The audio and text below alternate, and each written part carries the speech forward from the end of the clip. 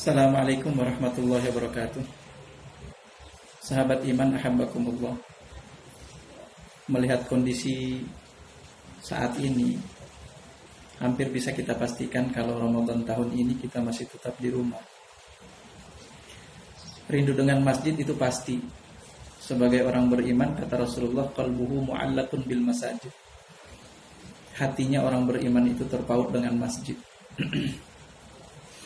Beberapa kawan bertanya, Pak Ustadz, kalau Ramadan kali ini kita masih tetap di rumah, apakah kita bisa meraih keistimewaan bulan Ramadan seperti tahun-tahun sebelumnya?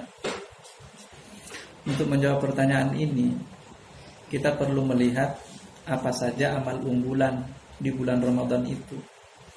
Setidaknya ada 4 hal. Yang pertama adalah puasa.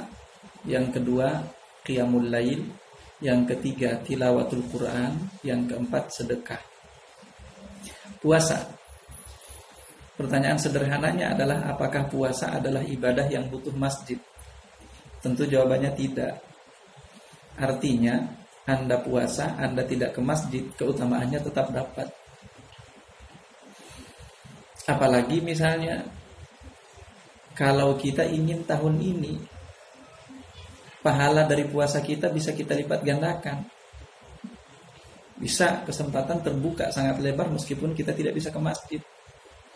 Bagaimana caranya? Dengan memberi buka puasa kepada muslim yang lain. Sebab saat Anda memberi buka puasa kepada satu orang yang berpuasa, maka Anda mendapatkan pahala yang sama dengan orang yang berpuasa itu. Artinya kalau Ramadan kali ini Anda puasa 1 hari, lalu di hari itu Anda juga memberi buka puasa kepada muslim yang lain 1 orang, artinya Anda puasa 1 hari dan Anda mendapatkan pahala puasa 2 hari. Nah, bisa dibayangkan kalau setiap harinya Anda kemudian memberi buka puasa kepada 2 orang atau 3 orang atau 4 orang misalnya.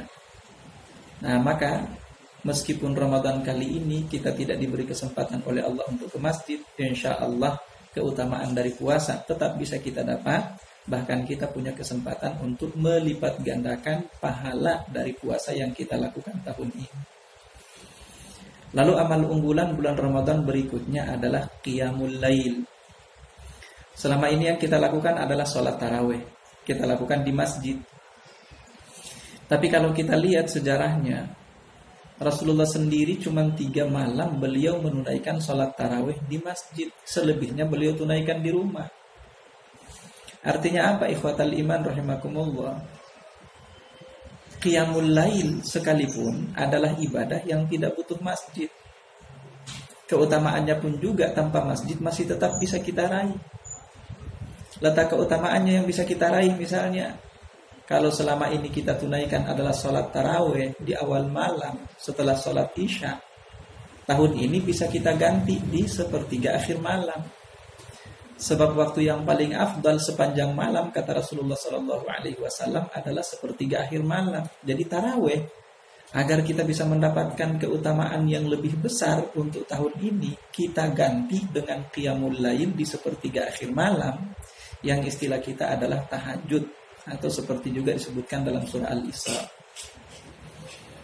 Nah, kesempatan untuk melipat gandakan pahala melalui qiyamul lail ini juga masih ada yang lainnya meskipun kita tidak tunaikan di masjid.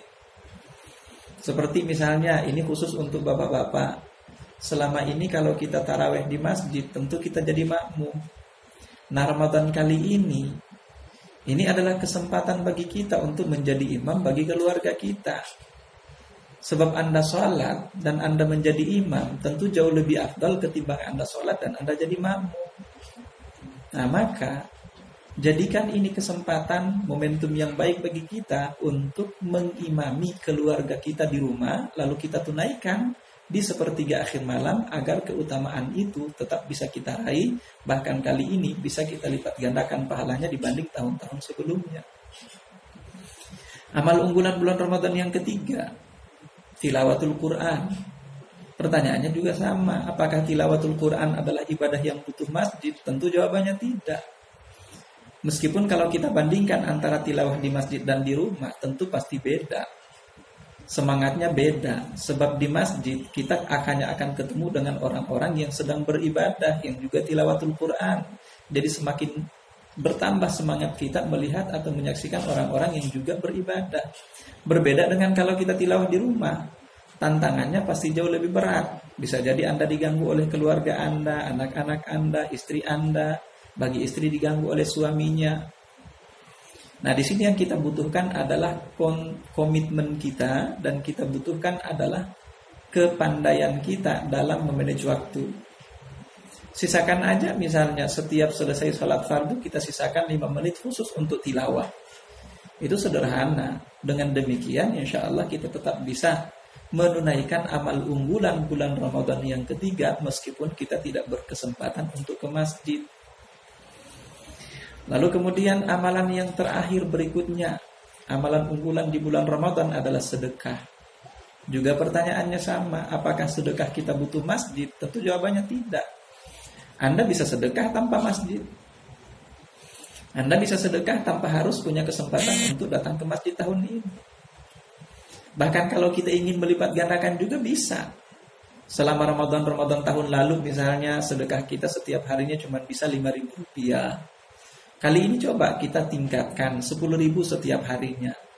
Selain itu juga kita proaktif. Sebab kalau Anda sedekah dan Anda sendiri proaktif untuk mencari siapa sasarannya, itu tentu pahalanya lebih besar, lebih afdal ketimbang daripada Anda sedekah tapi Anda tidak proaktif. Artinya Anda menunggu siapa orang yang membutuhkan. Apalagi di musim pandemi seperti ini, kita tahu bersama banyak orang-orang yang terdampak. Banyak orang-orang yang kehilangan kesempatan untuk bekerja, tidak punya penghasilan, memang benar-benar tidak ada income sepanjang musim Covid ini misalnya. Nah, gunakan itu sebagai kesempatan, sebagai momentum, peluang bagi kita proaktif cari siapa yang membutuhkan. Dengan demikian insya Allah kita bisa mendapatkan pahala yang lebih afdal ketimbang apa yang sudah pernah kita lakukan selama ini. Jadi Ramadan tanpa masjid insya Allah keistimewaannya tetap bisa kita dapat. Wallahu a'lam bishawab. Assalamualaikum warahmatullahi wabarakatuh.